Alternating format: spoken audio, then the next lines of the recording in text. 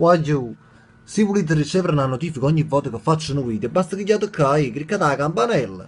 Esce scritto inviami una notifica ogni volta che metti facete salve e va arrivare la notifica quando mettono un video. Va buono, ciao, ormai. Ciao Wagyu, oggi è una giornata chat horror Wagyu.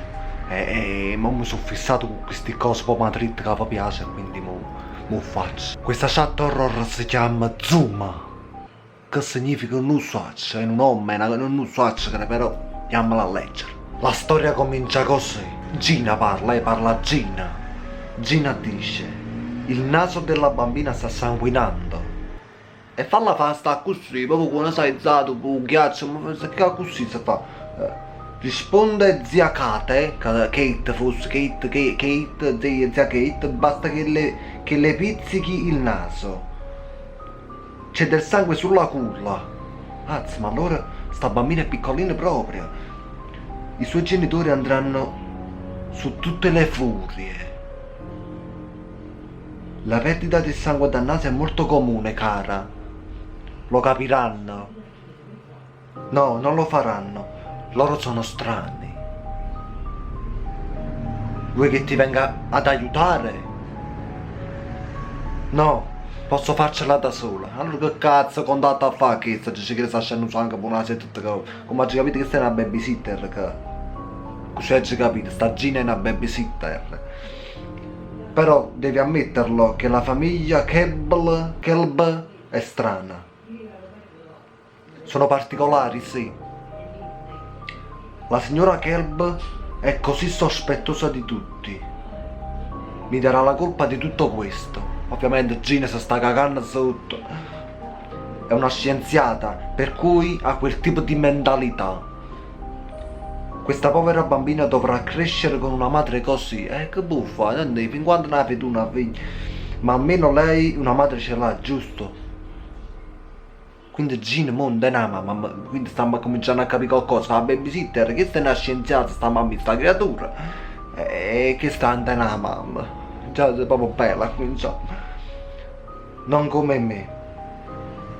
Per favore, non parlare in quel modo. Dice zia Kate, zia Kate. Tu non sei sola. Sì, lo so, puntini, puntini, puntini. Comincia la serie di puntini, puntini, puntini.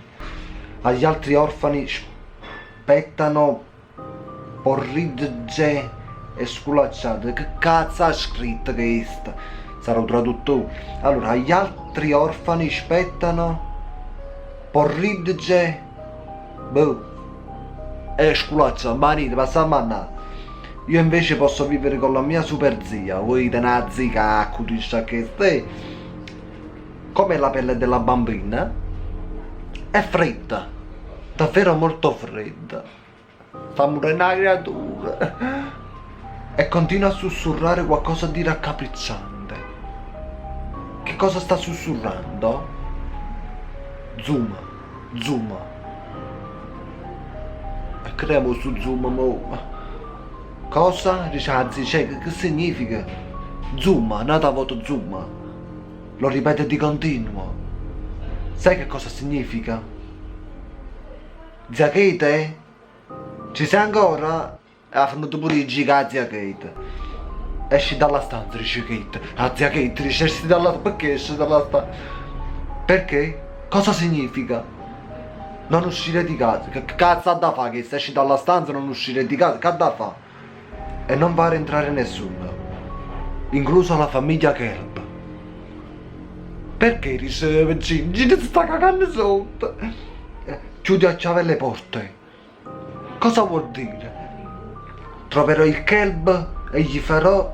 Troverò i club, i spacci, i miei cognomi ad ammettere, mo cacchi pepi, non cognomi più facili, no, tipo migliaccio, no, troverò i Kelb e gli farò sapere cosa sta succedendo. Non avvicinarti nuovamente alla bambina, dice la zia Kate. Perché no, dice Gina. Per favore, dimmi cosa sta succedendo. Ci risentiamo presto. Grazie mille, zia Kate, grazie che mi hai fatto cagare sotto, grazie. Me ne starò semplicemente seduta qui, per nulla terrorizzata. 2 minuti più tardi, contattano da zia Kate a Kate. Ho parlato con la signora Kelb. Stanno per tornare a casa. Ecco cosa devi fare. L'ho cercato, Zuma, è polacco e significa peste. Zuma significa peste, hai già capito Gino, non scrive sempre. Morte e distruzione. Non è vero? Sì, dice zia Kate sa molte cose, zia Kate. Ma non ha nemmeno 2 anni e già mi parla di peste.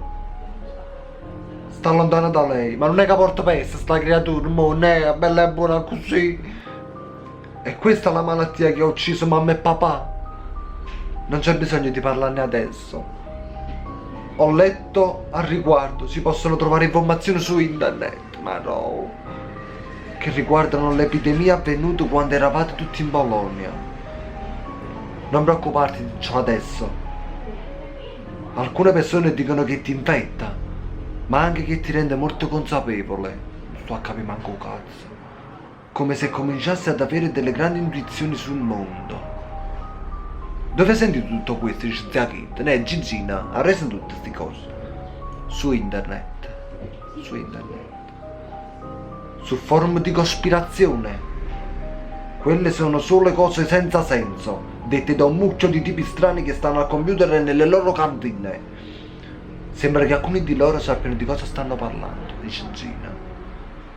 Dice a zio, tutti i tipi strani pretendono di sapere di che cosa stanno parlando. Dice Gina, allora qual è la verità? Per ora stai fermi e aspetta che arrivi. Non mi dai mai risposte dirette, dice Gina, e c'è scassato cazzo, è normale. Non è il momento per discutere di questo. Per ora devi stare lontano dalla bambina. E non fare entrare nessuno.